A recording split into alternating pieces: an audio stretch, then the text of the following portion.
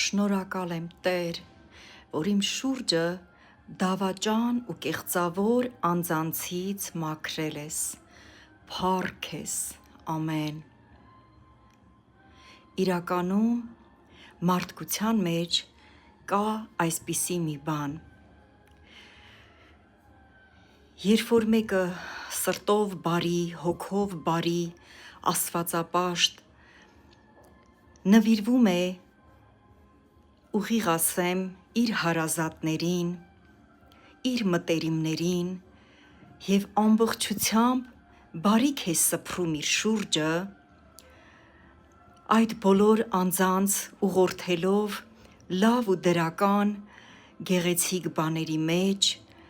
և ուրախանալով այդ նույն անձանց հաջողություններով, այն ամեն բաներով, ինչի որ հասել են նրանք իրենց կյանքի մեջ, և հետո այդ մարդիկ հոգով սրտով լինելով կեղծավոր ու դավաճան, ագահ, կռապաշտ, նյութապաշտ, ուղիղ ասած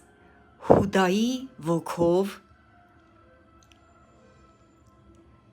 Աստված տեսնում է այդ ամենը և երբ որ մենք աղոթում ենք մեր Արարչին, խնդրելով, որ մաքրի մեր կյանքը, ազատագրի մեզ վնասակար բաներից, առժամանակ հետո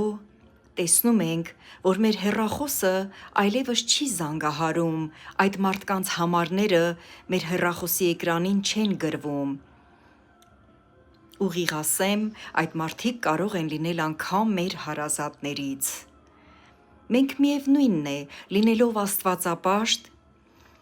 շարունակում ենք աղոթել նրանց հոգու փրկության համար։ Ես այդպես եմ վարվում, որովհետև ես սիրում եմ իմ Փրկչին,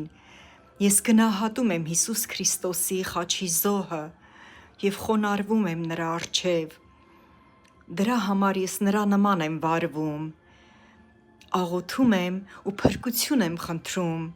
ինձ քարկոծողների համար, առավել ևս, եթե այդ մարդիկ իմ մտերիմներից են, իմ հարազատներից են։ Մի վհատվեք, երբ որ ձեզ հետ այսպիսի բաներ են պատահում, ավելի լավ է այդպիսի կեղծավոր ու դավաճան մարդիկ հեռանան և ձեր աղոթքները, մեր աղոթքները թող հասնեն նրանց և նրանք ապաշխարեն ու փրկվեն։